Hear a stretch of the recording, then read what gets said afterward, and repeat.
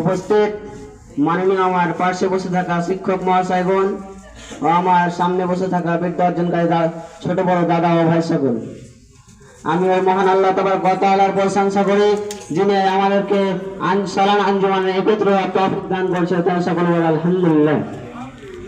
তারপরে আমাদের ধর্মের গুরু ধর্মের নেতা জনাব আহমদ মুস্তাফা মোহাম্মদ মুস্তাফা, তার সকল বলে সাল্লাল্লাহু আলাইহি ওয়াসাল্লাম।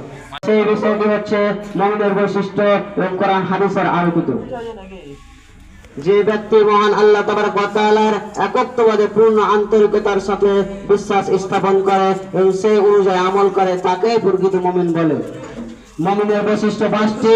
নাম্বার 1, সন্দেহমুক্ত জীবনযাপন। মুমিন আল্লাহর উপর ঈমান আনার পর আর কখনো সন্দেহ করে না, যে পূর্ণতার সাথে আল্লাহর উপর আস্থশীল থাকে।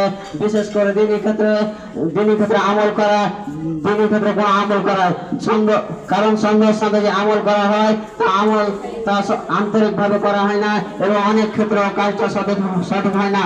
অতএব আমরা চেষ্টা করব যে আমাদের কাজগুলো সন্দেহমুক্তভাবে ইখলাসের সাথে করার জন্য।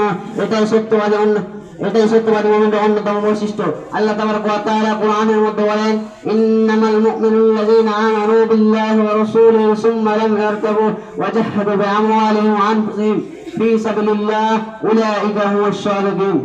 প্রকৃত মুমিন তারাই যারা আল্লাহ ও আল্লাহর রাসূল সাল্লাল্লাহু আলাইহি ওয়াসাল্লামের প্রতি ঈমান আনার পর আর কখনো সন্দেহ করে না এবং নিজেদের জান ও মাল দিয়ে আল্লাহর পথে জিহাদ করে, তাদেরকে বলে প্রকৃত মুমিন। আল্লাহ তাবারক ওয়া তাআলা 2 নম্বরের মধ্যে বলেন, মুমিনদের মহব্বত ও দয়ার প্রতীক। মুমিনদের জিন্দেগানির অন্যতম বৈশিষ্ট্য হলো মহব্বত ও দয়া। এই জন্য মুমিনকে মহব্বত ও দয়ার প্রতীক বলা হয়। তাদের মাঝে সর্বদা মহব্বত থাকে, একে অপরকে ভাইয়ের মধ্যে মহব্বত থাকে।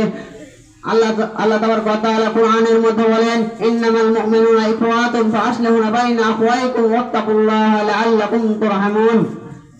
মুমিন তো পরস্পর ভাই, তো অতএব তোমরা ভাইয়ের মধ্যে মীমাংসা করবেন এবং আল্লাহকে ভয় করবেন। আল্লাহ তাবারক ওয়া তাআলা 3 নম্বরের মধ্যে বলেন মুমিনের জীবনে আল্লাহর স্মরণে প্রশান্তি লাভ করে। মুমিন আল্লাহর জীবনে মুমিনের জীবনে আল্লাহর স্মরণ প্রশান্তি লাভ করে, আল্লাহর বিধান পালনের মজা অনুভব করে। সে আরো অধিক পরিমাণে আল্লাহর বিধান পালনে আগ্রহ হয়, আল্লাহর বিধান পালনের মজা অনুভব করে। যাই হোক, মুমিন আল্লাহর স্মরণে প্রশান্তি লাভ করে। তো আমরা যদি আল্লাহকে স্মরণ করি তাহলে আল্লাহ তাবারক ওয়া তাআলা আমাদেরকেও স্মরণ করবে। তো আল্লাহ তাবারক ওয়া তাআলা কোরআনের মধ্যে বলেন, ফাজকুরনি আযকুরকুম ওয়াশকুরলি ওয়া লা